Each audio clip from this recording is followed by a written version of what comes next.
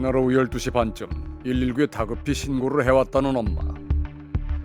아기를 씻기려 아기 욕조에 잠시 넣어뒀는데 그만 물에 빠지는 사고가 났다는 겁니다. 출동 당시 스스로 숨조차 쉬기 어려울 만큼 심각한 상태였다는 아이는 창백한 얼굴에 입술엔 파란 빛을 띤 채 급히 인근의 한 병원으로 옮겨졌습니다.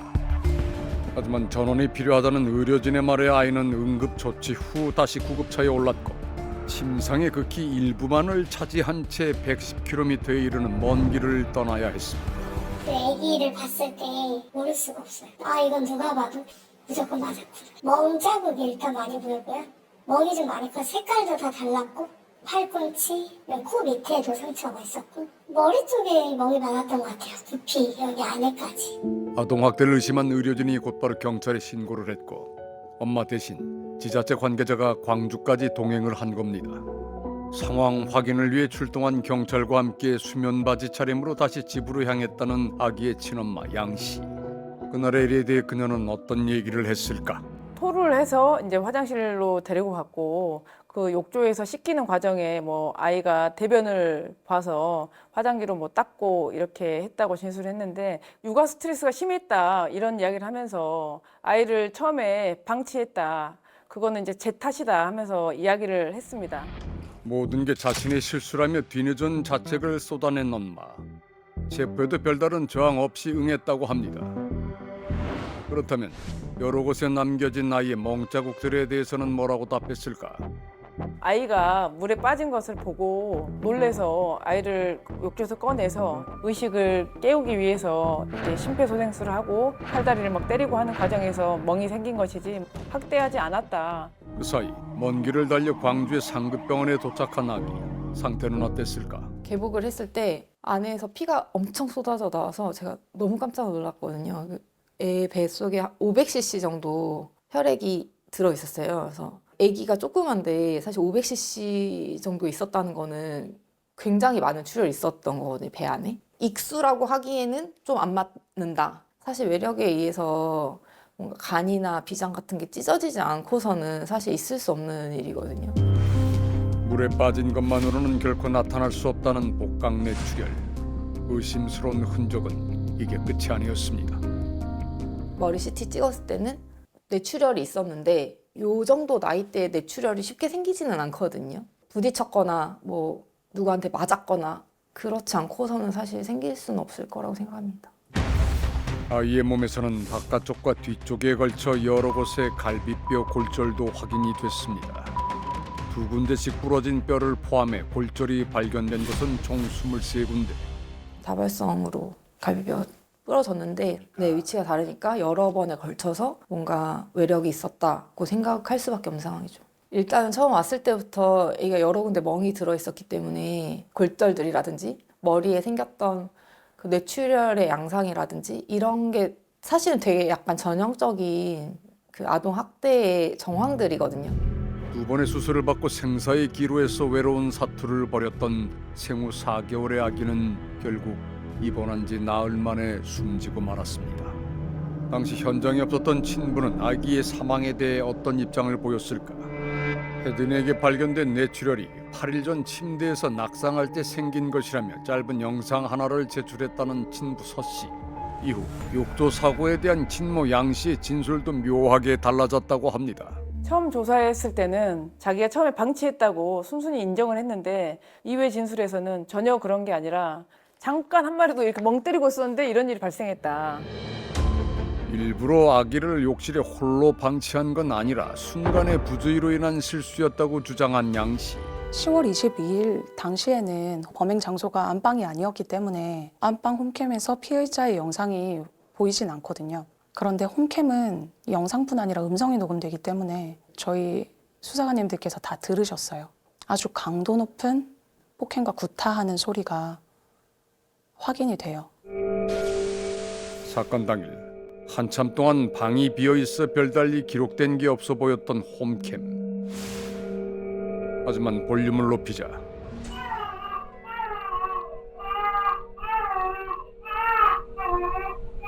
보이지 않던 비밀이 드러나기 시작합니다. 오전 10시경 꼬물대며 잠을 청하는 혜든이. 이때가 혜든이의 마지막 평온했던 시간이었습니다.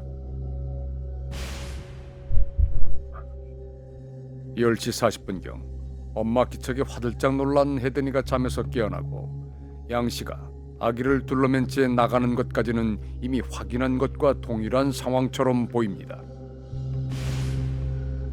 그로부터 약 1시간이 흐른 뒤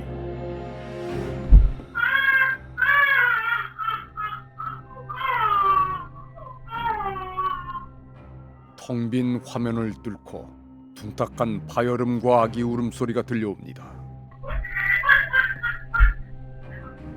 무언가 치는 듯한 소리에 이어지는 아기의 울음.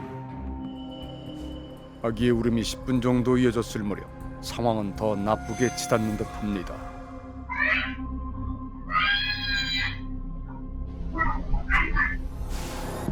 오전 11시 46분경 양씨 말대로 아기가 대변을 본 듯한 상황. 그저 잠시 짜증이 났을 뿐이라던 진술과 달리 당시 양씨 감정은 몹시도 격했던 것으로 추정됩니다.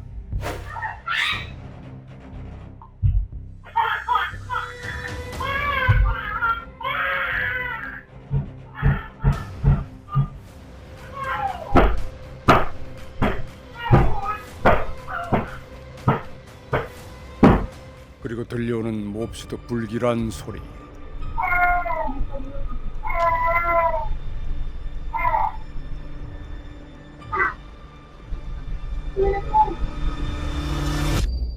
울부짖던 혜든이의 울음소리가 잦아들고 집안엔 어느새 무거운 정적이 흐릅니다.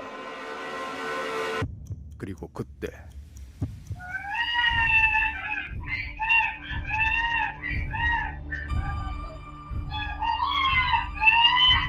양씨가 아기의 숨소리가 이상해졌다는 걸 처음 알아챈 시각은 12시 3분경으로 확인됩니다.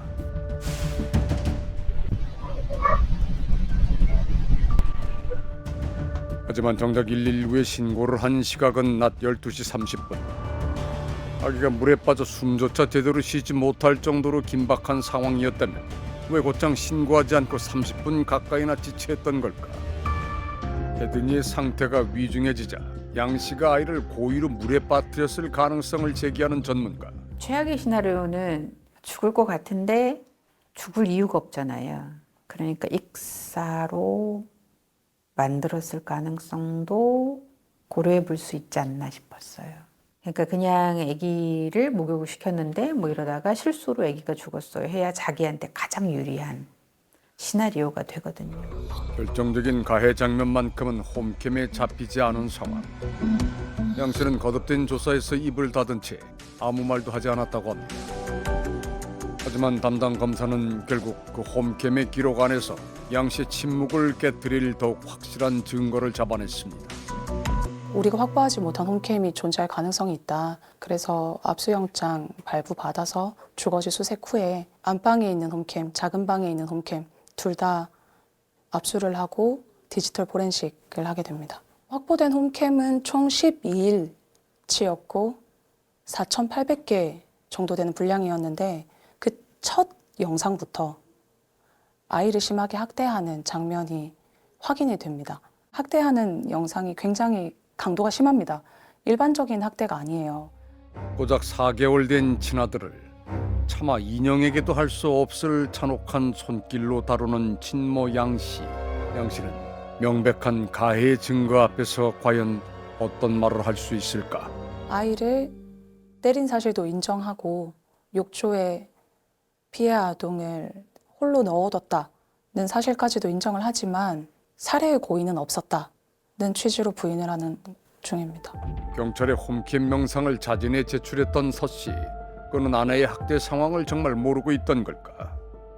친부인 피의자의 경우에는 처음에는 친모의 아동학대 사실을 전혀 몰랐다고 주장을 하다가 이제 홈캠 영상이 발견이 되고 그때부터는 이것이 학대인 줄 몰랐다. 이 정도는 아이를 키우면서 다 할 수 있는 행동이라고 생각했다라고 주장을 했습니다. 홈캠을 통해 학대 현장에 서 씨가 있었다는 게 확인되면서 서 씨는 사건 발생 한 달 만에 아동학대 방임 혐의로 구속됐습니다.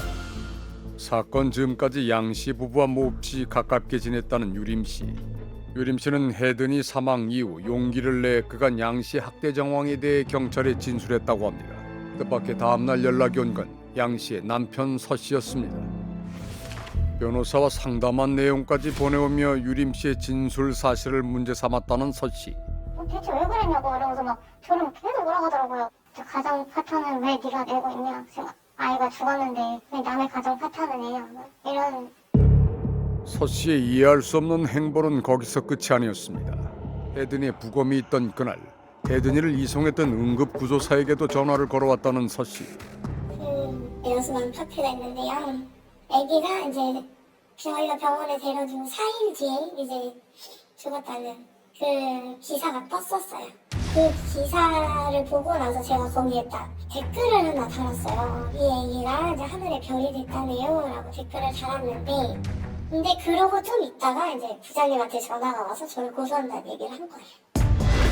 사건을 언급했다고 하면은 걸려왔다는 서 씨의 전화는 사건을 보도한 언론사에도 이어졌다고 합니다. 결국 아동학대 방임 혐의에 참고인들을 향한 보복 협박 혐의까지 추가된 서 씨. 그들은 어느 지점에서 길을 잃고 파국을 맞이하게 된 걸까? 밝은 성격이었다는 양 씨는 결혼과 출산으로 일을 그만둔 뒤 육아에 전념해 왔다고 합니다. 이제 일단 첫 애기다 보니까 엄청 집착이 심했거든요. 얘 때문에 한테 신경을 못 쓴다고 그랬어요. 이 때문에 첫째 돌잔치 못했다. 둘째 혜든이를 임신하고 만삭이 됐을 쯤 첫 아이 돌잔치를 준비하고 있었던 양 씨. 하지만 갑작스런 자궁수축으로 입원하게 됐고 결국 고대하던 돌잔치에 참석하지 못하게 됐다고 합니다. 자기 뱃속에 있는 아이를 원망하고 뭐 잘못됐으면 좋겠다. 경계선 성격을 가진 분들에게서 좀 보이는 특징인데요. 두 대상을 완전히 분리지어서 첫째는 마치 나한테 천사와 같은 아기로, 둘째는 악마와 같은 아기로 대하는 걸 볼 수 있거든요. 자기가 생각했던 이런 완벽한 가정, 좋은 엄마의 모습이 더 이상 유지되기 힘들어지니까 이거는 새롭게 등장한 이 나쁜 아이 때문이다 라고 부정적인 감정을 오로지 그 아이에게 다 투사하고 가정폭력으로 좀 이어졌던 것 같아요. 검찰은 수사를 통해 아동학대치사에서 아동학대 살해 혐의로 변경해 기소했지만 한사코 살해의 고의는 없었다고 부인하고 있는 양 씨. 추모에 대해서는 아동학대 살해의 지금 형량을 살펴볼 필요가 있는데요. 법정형은 사형 무기 7년 이상의 징역으로 되어 있고 가중 요소가 좀 있다라고 하면 무기나 20년 이상 정도로 지금 양형 기준표에서는 제한을 하고 있습니다. 지금 관련된 판결들을 저희들이 좀 찾아보면 아이들이 너무 많이 어린 경우, 그러니까 돌이 되지 않거나 뭐 이 정도 되는 아이들 같은 경우는 오히려 형량이 그러니까 뭐 10년 정도 되지 않게끔 이렇게 되는 경우들이 꽤 있어요. 우리나라의 특유의 그런 문화가 있는 것 같습니다. 이제 어릴수록 부모에 속해 있는 존재, 그 부모가 이렇게 좌지우지해도 되는 존재라고 보는 시각이 아직 남아있기 때문이 아닐까 하는 생각이 듭니다. 아동도 개개인의 인격체이기 때문에 개개인의 인격체만큼의 어떤 존중이 있어야 된다고 생각을 하고요. 아동학대로 사망한 피해자가 영아인 경우 재판 과정에서 피해 아동보다 부모의 사정을 참작하는 경향이 많다는 전문가들. 이번 사건으로 반드시 짚어봐야 할 게 또 하나 있습니다. 이제 문제는 이제 아빠죠. 아빠는 지금 아동학대 살해로 기소가 된 게 아니고 이제 아동복지법상의 아동방임유기 그리고 이제 특가법상의 보복 협박 뭐 이 정도로 이제 기소가 된 건데 아동학대 혐의와 관련해 가지고는 아동방임이나 유기가 형량이 법정형이 상당히 낮습니다. 5년 이하의 징역으로 되어 있기 때문에 아빠의 잘못에 비해서 너무 이제 아동학대에 대한 책임을 묻는 그 처벌 안에서는 너무 좀 경미하다라는 생각이 드는 게 사실이긴 하죠. 아동학대 방임 혐의가 적용된 남편 서 씨의 경우 해당 혐의의 최대 선고 범위는 5년. 학대를 방임한 보호자의 책임을 강화하자는 목소리가 나오는 이유입니다. 이 세상에 태어나 처음 본 엄마가 절대적인 존재였고 집안에서 보고 겪은 일들을 우주라고 느꼈을 혜든이